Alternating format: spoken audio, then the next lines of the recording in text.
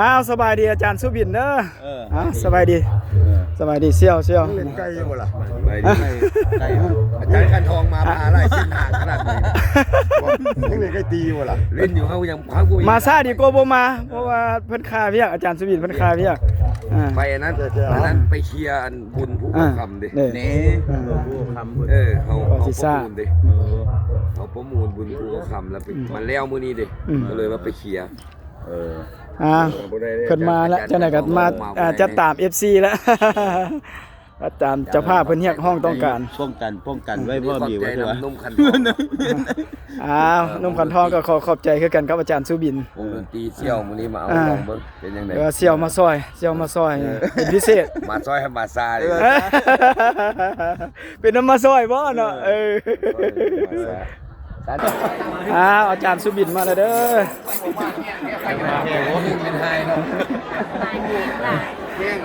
ลูกสาวเก่งละทีม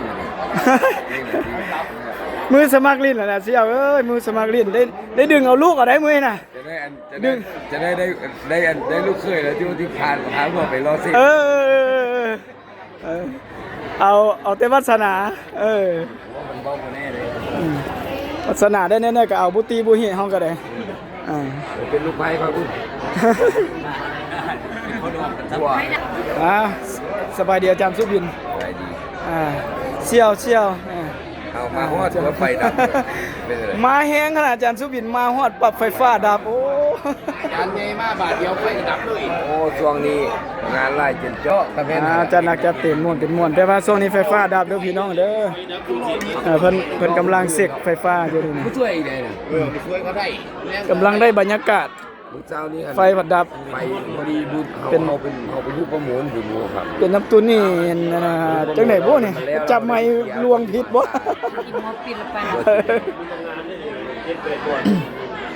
มันฮอดเวลามันดับอาจารย์คันทองเลยมันยามมันดับมันก็ดับแต่ว่ามันบ่เป็นธรรมชาติได้เสี่ยวอันนี้มันดับมันก็ดับแม่เฮาก็บ่โทษเนาะมันโอ้มึงดูเซ็กอยู่มันเซ็กอยู่นี่บ่ดีไฟฟ้าเพิ่นน่ะมื้อแรงไปใส่ต่อก็เสี่ยวมื้อแรงไปใส่ต่อก็มื้อแรงไปหาพี่น้องหินเถิบเป็นวงดนตรีใหญ่วะงานใหญ่บ่แม่นแหละซอยซุปเปอร์น้อยบ่ซุปเปอร์น้อยโอเคซอยเพิ่นก็บ่ได้อยู่ได้เซาแรงซุปเปอร์น้อยอันนั้นวงของลูกชายวาคินเนี่ยเพิ่นอยู่นำซุปเปอร์น้อยมื้อนี้มาซอยหัวหน้าคันทองกันเพิ่นทางเพิ่นจมเนี่ยเพิ่นว่าเพิ่นลงโตแต่อันนั้นบ่ลงติเสี่ยวบ่ยังสู้เหมือนไก่ตีบ่เสี่ยวเอาจับมือแข็งแฮงอันนั้นคือเก่าไปแฮงเพิ่นเนาะเป็นการเว้านัวหัวม่วนกัน ได้บรรยากาศหยอกกัน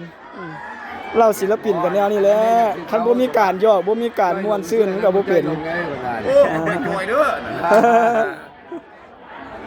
ทางใหญ่เขาก็จับเจาะอยู่รอไฟฟ้าเนาะไอ้เนาะมันกำลังได้บรรยากาศพี่น้องไฟฟ้าดับประมาณครึ่งชั่วโมงนี่แหละไฟฟ้าดับอาจารย์สุบินฮอดแล้วไฟฟ้าดับรอไฟฟ้าหรือว่าจะพาผู้เสี่ยวจักรลงมาแก้ไขก่อนคือว่าเดี๋ยวไฟฟ้ามากันมันไฟฟ้าต่ออีกโชคดีพี่น้อง